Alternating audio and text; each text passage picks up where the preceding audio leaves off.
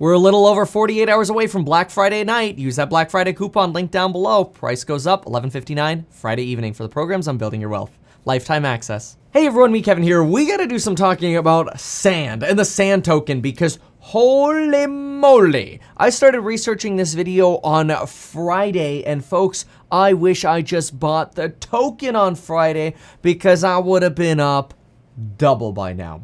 In fact, even if I had just posted my video on Monday, I would have been up 70% if I bought it then. But I didn't. I filmed my video Monday, didn't really like it, and then decided not to post the video. And so here I am, now SOMOing, being sad, and having sadness of missing out. SOMO. Now, I want to be clear that I still don't own any sand token, which could be really stupid, but we're going to talk about why sand is running in this video, and we're going to talk about some potential projections going forward for the sand token. So let's take a look at this. Here we go, all right? First thing you got to know is it's the 32nd largest crypto token right now. It's up 42.8% on the day. At the time of this recording, it's at $7.85. If I had just bought it on either Friday or Monday or something to that effect, I would have paid somewhere around $3.90 for it, which is a solid double.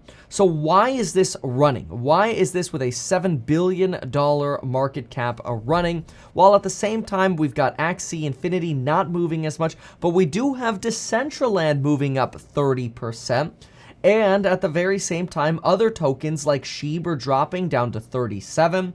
We've got AVAX down 8.5%, Cardano down 8% today, Solana down 7.3%. You've got Bitcoin and Ethereum down fractionally today. Why are things like Decentraland and Sandbox running? Well, folks, it is because of the Metaverse and a really big D-Day coming up for the Sandbox token. This could potentially keep this excitement moving for a little bit. Take a look at this, folks. The Sandbox game. Get ready for the Metaverse, folks. In order for you to sign up for this, you're going to need a wallet to connect to. So if you don't have a wallet yet, I highly recommend you get something like a MetaMask. Hashtag not a sponsored. MetaMask is basically a decentralized wallet that you can use, and it allows you to purchase and trade tokens, much like, some of the centralized brokerages like Coinbase, but it's decentralized. And you can connect your wallet using a simple little add-on here to your Chrome extension. So I'm going to copy and paste my password into here, open this thing up. You can see I have $4.88 right now on my MetaMask, but it's really neat because if you wanted to register to connect, you're going to have to log in with your MetaMask. And what's very exciting right now, I'm actually already logged in. What's very exciting about the Sandbox game is that this game is a Minecraft style game that you can buy land in. And by buying land, you are buying plots of digital real estate within this game that you can then make money from by renting them out or having digital experiences built on top of your land. So think about it, like if you had an in-game casino built on your land, you as the landowner get rent for that.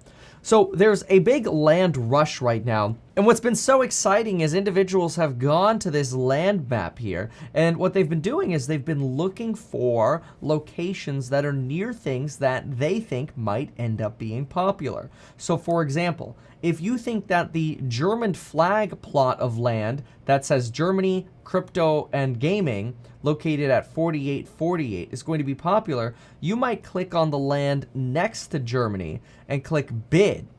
And now you could place a bid in sand to bid on the NFT. You could also find land for sale on OpenSea. Find lands on OpenSea. You just want to make sure anytime you use OpenSea to buy something that you're looking for verified collection items, because sometimes you'll see scammers that are reselling these and they don't have the check mark, so you want to be a little bit careful with that. But anyway, one of the things that we can do here is we can go to recently sold and get a little bit of a peek of some recently sold land pieces. So for example, here's one that recently sold for 3.5 Ethereum. Well, 3 Ethereum's worth about 12 grand right now, right? Here's one that sold for 4.4, so somewhere around $16,000 to $18,000. So a lot of enthusiasm clearly going into these different plots of land. I imagine a lot of speculation as well. One thing that you can do with this game as well is you can create artwork for this game. And if you create artwork, you can list it on the Sandbox Marketplace. Now, you do have to pay to list on the Sandbox Marketplace. We'll talk about some of the different tokenomics in just a moment. We're not going to go super deep on those. But here you could see a smiling Smurf, for example, there's 1 out of 1, is selling for about $3,300. If we go over here, instead of going to newest, we go to, let's say, highest price. We could see a robot incubator is going to set you back about $83,000. And a Croco Poco is going to set you back also about $83,000. What's really weird is when I first started filming this, these were like $37,000. So clearly, digital pixels are going to the moon here. Now, it's not just digital pixels, though, because this set of digital pixels comes to you, folks, via the Metaverse and a game that you'll actually be able to play. And this is what has folks really excited, because the alpha for this game is launching November 29th, and it's only going to be available between November 29th and December 20th. Now, you can see a lot of gameplay footage for this online to see kind of what this looks like. But what's most important is that if you want to sign up to be a part of the alpha, and again, hashtag not sponsored here, okay? Doesn't matter to me. I don't own any coins, and we'll talk technical analysis in just a moment to determine whether I would actually buy any at this point. So what you're going to want to do is you're going to want to register with your MetaMask, and you're going to want to be signed up for their notifications to your email, so that way you could participate in community-based events. That's because on the 29th, they're going to give they're going to do an alpha raffle, so a raffle for you to get access to their alpha. Now keep in mind, alphas usually have a lot of bugs. They come before betas, right? Only 5,000 users are going to be able to get in. 1,000 landowners are going to be able to get in. So this is sort of an indication that landowners are going to have a much higher likelihood of actually getting into the game. This is also why the price of land plots has substantially been going up, which makes sense because I think a lot of people are going to want to try playing Sand, but only 5,000 are going to get in. It is possible that you're going to be able to buy in the secondary market alpha passes from people who are wanting to resell them, presumably on OpenSea is where you'll be able to buy these. So the 3 ways to get access to this game right now are either rebuying the raffles, being a landowner and winning in the raffle, or participating in community-based events. So I'm just playing a little bit of a teaser here in the background. Participating in community-based events are going to allow 4,000 additional raffles, alpha raffles essentially, to be released. And that's because the Sandbox team is going to release 18 different experiences over the next, over the alpha period. And so here you can kind of see what some experiences might look like within the game, whether they're concerts or whatever they might be. They're going to release 1 new experience every weekday until December 20th. And if you sign up via email, you'll get notified for these experiences, and you can sign up going to sandbox.game to experience these. You can actually play to earn. You can earn up to 1,000 sand, which sand right now is about $8, so that's about $8,000 that you could earn playing this game if the value of the coin stays stable. It's kind of like Axie Infinity, which I've actually got 40K invested in, where we are essentially hiring people from the Philippines to make more money playing a game to get a smooth love potions, which have value because they're NFTs and have values, or have value. And we're essentially splitting profit 70-30 with people who are playing a video game. This is all through Axie Infinity. And so there's a lot of excitement around the Metaverse and Sandbox potentially being something like an Axie Infinity. So the coin and tokenomics are a little tricky. I think they'll make a whole lot more sense when the game actually launches. For example, there's the Sand token. This is the primary main utility token. It's also the governance token. This is used for buying and selling gems and catalysts, or things like NFTs, which are either land or assets. So let's break this down a little bit. Sand is your overall utility token that you can use to buy other things. If you buy land, then you can rent out that land, but you can also place assets on top of that land. Assets are like art or things that can have a function that are programmed into the game. Catalysts and gems, these get a little bit more tricky. So gems allow you to create assets, okay? So if you want to upload an asset into the marketplace and sell it, you're gonna have to use sand to buy gem, spend gem, and then your gem burns. Catalysts are kind of interesting because catalysts allow you to add special features like gem sockets to your NFTs to be able to enable your NFTs to have more value. The higher quality the catalyst, the more sockets you get. I think all of these different coins honestly will make a whole lot more sense if you end up actually playing the game. I'm interested in potentially trying to see if in the second, either through the community events I can get access to this game, or I could buy an alpha pass on the secondary market once the game actually launches. The game's gonna be out for 3 weeks, right? So anyway, the land is an ERC 721, which is your basic NFT standard. Sand, Gem, and Catalyst are ERC 20. Those are your basic utility tokens. Assets are based on the newer ERC 1155. This is a standard that supports NFTs and fungible tokens. Fungible tokens, of course, just being generic tokens like a Bitcoin or Ethereum. They're not differentiated between each other, right? Remember, an NFT non-fungible means it's unique. It's not something that's copy and pasted over and over again. But anyway, this is also a faster and more efficient standard, and this allows batch processing, so that way you can reduce some fees, kind of like using a single smart contract to be able to mint multiple different NFTs. So a lot of excitement around this, really a lot of excitement. So is there a potential that this is going to be a rug pull of a game? Absolutely. I don't think so. This has by no means been anywhere near as shady, and I don't even know that I could really attest any level of shadiness to this, like with the squid token. I mean, spelling errors, very, very shady tokenomics, needing to get marbles to actually sell your token. But the only way to actually get marbles is playing a game that you have like a 99.9% chance of losing. Like the squid token was a disaster. Like it had scam written all over it. Now you never know. So I always say, if you're going to invest in something, you need to invest money that you are comfortable losing. Okay, that's very, very, very important.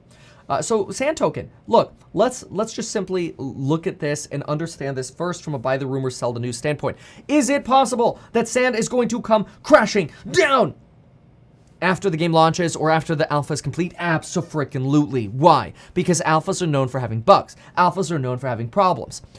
Between now and when the alpha launches, everybody has pure euphoria and joy. Everybody sees, yay, we have a new game coming. It's going to be amazing. It's going to be great. Remember, Stock Doc here, okay? I don't only give good news. I give the realistic news. Realistic news is this is probably a buy the rumor, sell the news run-up, where you have euphoria about the game running up. If the game operates absolutely perfectly, you could potentially still have a sell-off because people are going to move on to the next big thing. At least traders are. I think you're going to get a lot of loyalists out of this, unless, of course, you have a lot of bugs and crashing. Now, keep in mind, it is an alpha. You're going to expect problems. You're going to expect glitches, and you're going to be frustrated. Even Age of Empires 4, which charges you to play the game, and it's actually a very great game, has a lot of bugs. So I would expect the alpha version of Sandbox to really be no different. This is a company that's been around since 2012. This game has been in development for 4 years. So they say. So look, there's always a risk when you invest. Now I want to look at the technicals here, and then we'll briefly look at their white paper, okay? So let's look at the technicals. Okay, in order to look at the technicals, we're going to jump on over here into the little trading view window, and really, it's very, very difficult to do technicals when you have a buy the rumor, sell the news run-up. We know that. So let's just do a Fibonacci retracement. This is basically our only tool. We take from the top, we draw to the bottom, and what do we get? We get potential support levels. But we also get the potential of where we might run to. Is it possible that we're going to get hit basically the next resistance level via the Fibonacci of 1.68%, so 61% more on top of where we sit now. So we'd be at around $12.26. Absolutely, absolutely. This is what momentum does. It exponentially grows frequently in accordance with the Fibonacci. Is it then also possible that we will rotate back down to some of these other Fibonacci support levels, particularly something like a 0.5? Absolutely. Not uncommon at all to go right back to a 0.5, which brings you to about $4.30. It's also entirely possible that you could drop back down to 340, which were some of the prior levels that we've been at. In fact, if we go ahead and zoom in, we haven't actually seen, I mean, we used to be at like 70 cents for this thing, okay? So we haven't actually seen a lot of enthusiasm here with the exception of recently because we're getting closer to game launch. And this is, if we zoom in over here, we'll see we hung out briefly at about $1.80. We hung out briefly. We hung out briefly at $2.40. We hung out briefly around really that 4.30 and 4 level, sort of between here, 3.50 and 4.30. And we've seen a lot, about 3 days of support right around $4 as well. But is it possible that we head back to kind of where this has been? I don't know. I think, honestly, going back all the way to the bottom here where it had been 77 cents kind of implies that the game was a complete failure and enthusiasm for crypto just evaporates. I don't think we would go back down to the 0 on the Fibonacci here. I don't expect that at all. But I would expect this run to potentially continue until the game launches. If we have bugs and problems, yeah, we'll probably retrace back down to some of these other levels here. Okay, if we now head on over into the white paper, you can learn a lot about their voxel editor, which is how you make items that can be uploaded into the marketplace. It is a 44-page white paper. There is a lot of great information in here. It's worth looking at page 33 and 34. See, this is kind of what we had talked about. Assets and avatar creators create items through the voxel editor. If you have land and players use their avatars or they place assets on them, you can receive a royalty fee. And players pay an entrance fee of sand to actually play games on land. That's how landowners get rent. But you can also receive sand when you win battles, races, contests, or whatever, basically play the game and win. Now, one thing that does somewhat concern me is that a lot of supply is not controlled by the free market, but it's actually controlled by advisors, founders, and the company and the initial launching foundation. You've only got 33% of the token supply that's actually potentially available on the market, but if you add this up, you get over 900 million of potential coins, and according to CoinMarketCap, we're actually only at 892 of circulating supply. In fact, let me add this really quick here. 515 plus 120 plus 360 means we should have about a 995 million circulating supply, but some folks potentially who were part of these initial seed sales or whatever haven't released those yet. So according to CoinMarketCap, we've only got a circulating supply of about 30% of all of the available tokens, and that's because about 67%, well, 3% probably just hasn't been released from these original sales yet, and the other 60% are actually being held by either founders or some of the original advisors or team members here. So in my opinion, that's a lot. That means that people who invested, at least in 2019, something like $3.4 million, in theory, if we just take the current market cap, not the total diluted, well, you know what, I mean, we're not going to go with the total diluted market cap. In theory, let's go with the market cap, which is the circulating supply that we've got here. If we take the market cap of circulating supply right now of $7 billion, and that's 9 zeros, and then we divide or multiply that by 70, we'll go 67%. This is how much like the founders and the foundation and all that have. These original 13 investors and people associated with them and people that they know, right now, technically, they've got around $4.6 billion. So that makes me a little bit nervous that you've got a lot of life-changing money technically locked up in a vesting schedule, but you know, even if this vesting schedule started in 2019 and you're already 2 out of 5 years vested, 2 out of 5 years vested or 20% vested with a $7 billion market cap, kind of enticing to potentially start selling some of your shares or some of your tokens, right?